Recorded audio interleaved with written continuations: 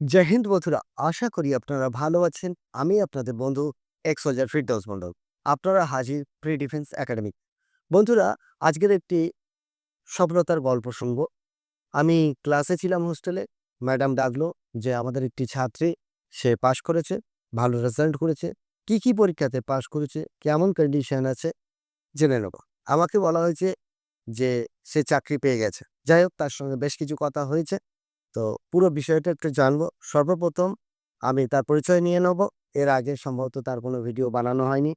আমি যদিও ভিডিও এইভাবে বানাই না, কিন্তু একজনের রিকোয়েস্টে ভিডিওটি করছি। তো আ কেমন আছিস? স্যার ভালো আছি। তোর নাম কি যদি একটু বলিস? হ্যাঁ, আমার নাম অনুশ্রী ঘোষ। বেহালা থেকে আসছি। মানে বেহালা পণ্যশ্রী থেকে আসছি। গত বছর ফেব্রুয়ারি মাসে ভর্তি হয়েছিলাম। মার্চ থেকে পড়াশোনা স্টার্ট করেছিলাম এখানে। আর মাঠও করতাম, পড়াও করতাম। আর মাঝে প্রচুর এক্সাম দিয়েছিলাম কিন্তু কোনোটাই হচ্ছে না। মানে সব পাশ দিয়ে বেরিয়ে যাচ্ছে। এমটিএস ৮ নম্বরের জন্য ক্লিয়ার হয়নি। এরকমও হয়েছে। তো তারপরে আরপিএফ এসআই ছিল। এসআই দিয়েছিলাম।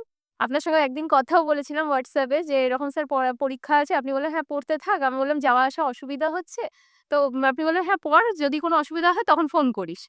তো আমি পড়েছি ৩ মাস আর আরপিএফ এর কাট অফ দিল গত সপ্তাহে সোমবার। সেদিনকে আমার কনস্টেবলের এক্সাম ছিল। কনস্টেবল এক্সাম আমি দিয়ে বেরিয়ে দেখলাম আমার আরপিএফ এর কাট অফ ক্লিয়ার হয়ে গেছে। এসসি তে আরপিএফ এর কাট অফ গেছে 65, সেখানে আমি পেয়েছি 76। তো ওই রিটেনটা তো মোটামুটি হয়ে গেল। লাইফে ফার্স্ট টাইম আমার এটা মানে কোনো এক্সাম আমার রিটেন ক্লিয়ার হয়েছে। আর এখন মাঠ আছে। আর জিডিও দিয়েছি। জিডিতে পেয়েছি 79.36। ওটা জানি না আমি কি হবে কারণ ওটার ফাইনাল কাট অফ দেয়নি। ওটাও যদি আমার হয়ে যায় তাহলে দুটো রিটেনই আমার ক্লিয়ার হয়ে যাবে। তো কনস্টেবলও দিয়েছিস? কনস্টেবলও দিয়েছি আমি। আরপিএফ কনস্টেবলও দিয়েছি। ওটাও ভালো হয়েছে। ওটাও মোটামুটি ভালো হয়েছে। তো একটা কথা বলবো, সফলতা মানে কি হয়, সবথেকে বেশি কষ্ট হয় কখন জানো? যখন ১ নাম্বার, হাফ নাম্বার, ২ নাম্বারের জন্য চলে যায়। অ্যাকচুয়ালি ও খুব নিডি ফ্যামিলি থেকে বিলং করে। ওর কিছু প্রবলেম এসেছিল, সেজন্য বাধ্য হয়ে কোথাও জবের জন্য গিয়েছিল। জব করতে হয়েছে। তো অনেক সময় কি হয়, ফ্যামিলির চাপে আমাদের নিজেদের লাইফের সাথে কিছুটা হলেও কম্প্রোমাইজ করতে হয়। কেননা পরিবারে এমন একটি জিনিস এবং ক্ষুধা কোনো রকমভাবে সেটা মেটে না। তো শহরে তো আর গ্রামের মতো এরম ব্যাপার নেই যে চলে যাবে। সেখানে জল পর্যন্ত কেনা হয়ে থাকে। তো বাধ্য হয়ে আমাকে বলল যে, "স্যার এই ব্যাপার।" আমি বললাম, "ঠিক আছে, তুই নিজে কর। তোর রেডি হয়ে গেছে। যেকোনো অসুবিধা হলে তুই আসবি।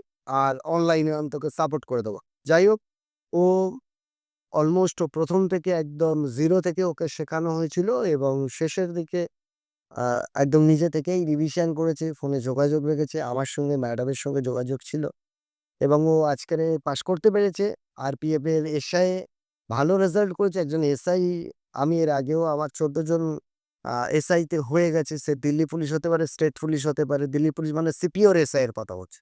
তো সেই জায়গাতে দাঁড়িয়ে আমাদের অনেক আনন্দ হয়। আমাদের সাকসেস আমাদের বাচ্চাদের মধ্যে দিয়েই কিন্তু আসে। আর ওরা সফল হওয়া মানে কিন্তু পরোক্ষভাবে আমরাই সফল হওয়া। আপনারা আশীর্বাদ করবেন আর ওর জন্য প্রার্থনা করবেন যাতে ও গ্রাউন্ড ক্লিয়ার করে। আমি ওকে বলেছি, ও গ্রাউন্ড কিন্তু আ অলরেডি চাকরিটা ছেড়ে দিয়েছে। অর্থাৎ ও গ্রাউন্ড ক্লিয়ার হয়ে যাবে, এটুকু আমি অ্যাসুরেন্স দিতে পারি। কারণ ওখানে লং জাম্প আছে, হাই জাম্প আছে বা শর্টফুট আছে, রান আছে, যেগুলো ওর হয়ে যাবে। কারণ হাই জাম্পার আমি নিজে ছিলাম। তো সেই জায়গাতে দাঁড়িয়ে আপনারাও যারা আরপিএফ এ পাস করেছেন বা এসএসসি জিডিতে ভালো নাম্বার পেয়েছেন বলে মনে হয়, তারা অবশ্যই আমাদের কাছে গ্রাউন্ড করতে আসতে পারেন। গ্রাউন্ডে আশা করি আমরা 100% বাচ্চাদের পাস করানোর চেষ্টা করব। আর ওরও আশীর্বাদ করব যাতে ও একবারে সফল হয়ে যায়। একটাই জিনিস বলব বেটা, এখনো পর্যন্ত চাকরি বহুত দূর আছে। বলে দিল্লি বহুত দূর হ্যায়। তুমি শুধুমাত্র একটা স্টেজ পার করেছে, এটা অনেকে পারে না। তুমি কিছু ভাগ্যবানদের মধ্যে তুমিও আছো। ভাগ্য বলে কিছু হয় না। পরিশ্রমই তোমার ভাগ্যকে গড়ে দেয়। তো এই পর্যন্ত আসায় গেছে মানে বাকিটাও চলে যাবে, অসুবিধা হবে না। তোমার পরিশ্রম লাগবে, এখন রেস্ট আর সাথে ফিজিক্যাল খাওয়া-দাওয়া এগুলো প্রয়োজন আছে। সেগুলো করো। আমাদের আশীর্বাদ আছে। তোমার বাবা-মায়েরও আশীর্বাদ আছে। তুমি অবশ্যই পারবে। আমরা সব্বাই তোমার আর যখন তুমি চাকরি পেয়ে যাবে যদি আসো, আমরা সব্বাই মিলে তোমাকে শুভেচ্ছা দেবো। তুমি বড় হও আর আমার দেশের নাম রোশন করো। ভালো থেকো। জয় হিন্দ, জয় ভারত। বন্ধুরা, তোমাদের বলছি, যারা Indian army, navy, air force, BSF, CISF, CRPF, SSB, ITBP, Assam rifle, NIA, SSF বা বেঙ্গল পুলিশ, কলকাতা পুলিশ, আবগারি পুলিশ, ট্রাফিক পুলিশের জন্য কনস্টেবল বা এসআই এর জন্য নিজেদেরকে রেডি করতে চাও, তারা অবিলম্বে নিচে দেওয়া নাম্বারে কন্ট্যাক্ট করো আর নিজেদেরকে গঠন করো। বারবার অনেকের একবারে হয়ে যায়, অনেকের একবারের জায়গায় দুবার লাগে, অনেকের ৩ বার লাগে। কিন্তু লেগে থাকলে তাদের হয়ে যায়। অবশ্যই হাল ছেড়ো না। যারা যেখানেই আছো সেখানে ভালো থেকো। ধন্যবাদ। জয় হিন্দ, জয় ভারত।